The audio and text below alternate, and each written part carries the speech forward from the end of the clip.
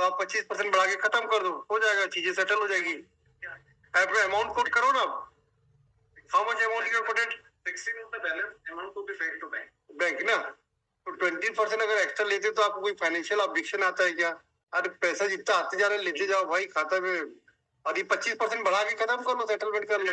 95 लाख करीब तो मूलधन, तो ये कल के ऑडिट में ये फंस जाएंगे, इनकी भी नौकरी चली जाएगी, सीबीआई ईडी सब आ जाएगा इनके साथ।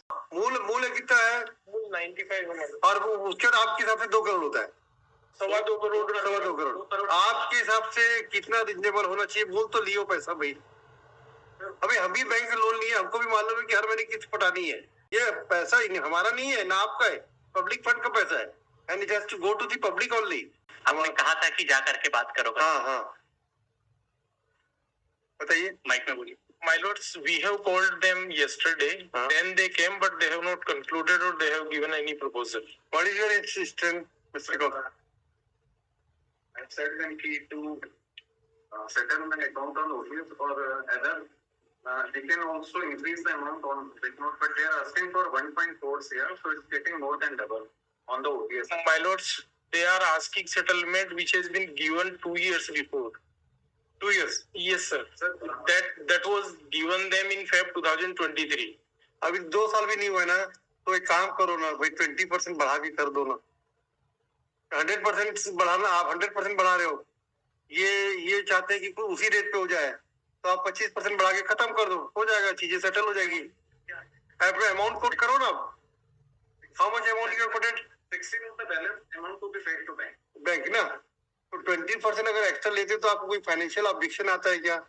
नहीं, और मूलधन का जो बकाया है मैंने आपको किया था, इनका जो मूलधन का जो बकाया है, अरे पैसा जितना आते जा रहे लेते जाओ भाई खाता में, और ये 25% बढ़ा के खत्म कर लो, सेटलमेंट कर लो। 95 लाख करीब तो मूलधन है। अच्छा, मूलधन आपको मालूम है 95 लाख है? OTS नहीं, वो OTS देखिए, अब OTS का बेनिफिट इनको आपको नहीं मिलेगा। OTS होता है वन टाइम सेटलमेंट, ठीक है, one time means only one time in life, है ना, तो वो तो हो नहीं सकता ये बात, तो ये कल के ऑडिट में ये फंस जाएंगे, इनकी भी नौकरी चली जाएगी, सीबीआई ईडी सब आ जाएगा इनके साथ, वहां तक तो दे आर राइट। बट हमने बट एक रिजनेबिलिटी के साथ प्रपोजल आप लेके आते हैं, और 95 ओरिजिनल है, 95 है ना मूल amount. What is ordering on 20%? So नहीं, नो, मूल कितना है? मूल 95 और वो उसके बाद आपके हिसाब से 2 करोड़ होता है, 2.25 करोड़, 2.25 करोड़ आपके हिसाब से कितना रिजनेबल होना चाहिए? मूल तो लियो पैसा भाई, अभी हम भी बैंक से लोन लिए, हमको भी मालूम है कि हर महीने किस्त पटानी है, नहीं तो कल ये हमारे पर तलवार लेकर खड़े हो जाएंगे, and that is their right, ये पैसा हमारा नहीं है ना आपका है, पब्लिक फंड का पैसा है, and it has to go to the public only. नहीं, ऐसा बार्गेनिंग नहीं होगी भाई, आप ये प्रिंसिपल अमाउंट से कैसे सेटलमेंट करेंगे कब में, आप ये चीज को समझो। ओटीएस की स्कीम का बेनिफिट नहीं होगा, ये तो हम इंटरवीन कर रहे हैं, the court is intervening, otherwise there is no difficulty for this court to allow the acquisition proceeding to go on. We are just trying to see that the issue can be resolved and आपकी भी जो है integrity public domain में बनी रहे।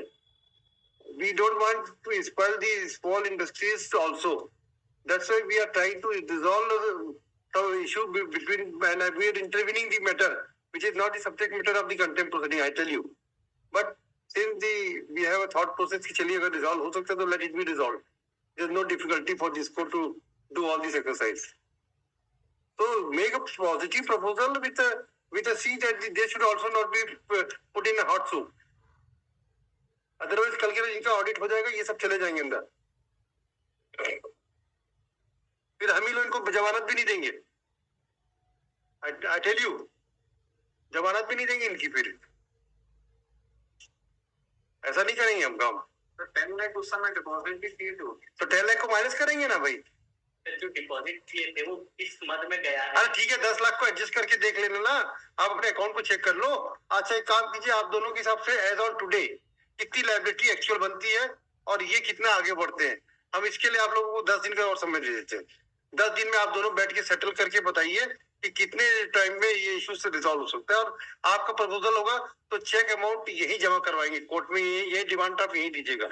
अगर आप ये 95 से कम में तो होगा नहीं, देखिए प्रिंसिपल अमाउंट से कम नहीं होगा, 10 लाख आप माइनस भी करते हो तो 85 लाख से, अब मान ले चलते किसी पेटे उन्होंने दिया हुआ, ठीक है भाई, इनका भी तो 10 लाख दिया हुआ है ना, वो भी आप वो जो 10 लाख है उसको एडजस्ट करने के बाद 95 है, यानी जो हमने जो yes 95 is the principal amount.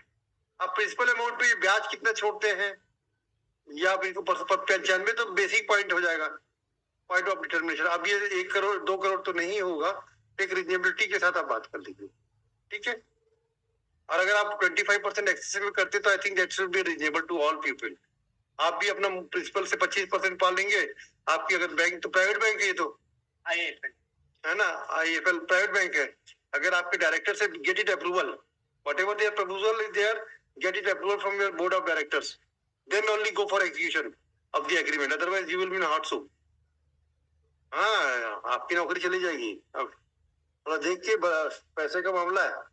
और let will let this matter on 4th नवंबर।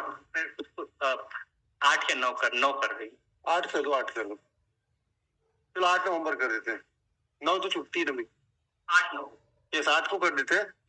लिखा इन पर्सन ऑफ डायरेक्शन। आपको क्या नाम है? Ram Prasad Sharma. You are working as head legal recovery HFL bank, home finance limited, and your mister Rajesh Ahuja, the respondent has appeared, and along with Mr. Kesarwani, who has filed their wakalat number 2 dates. You are appearing for RS number 3 to 9. 3 to 9. The parties are in process of settling the issue. Therefore, leave this case on 8 November. On that day, the applicant, the bank, the manager, the respondent officer from the bank as well as borrower shall appear before this court and will inform the court what steps they have taken to resolve the issue between them.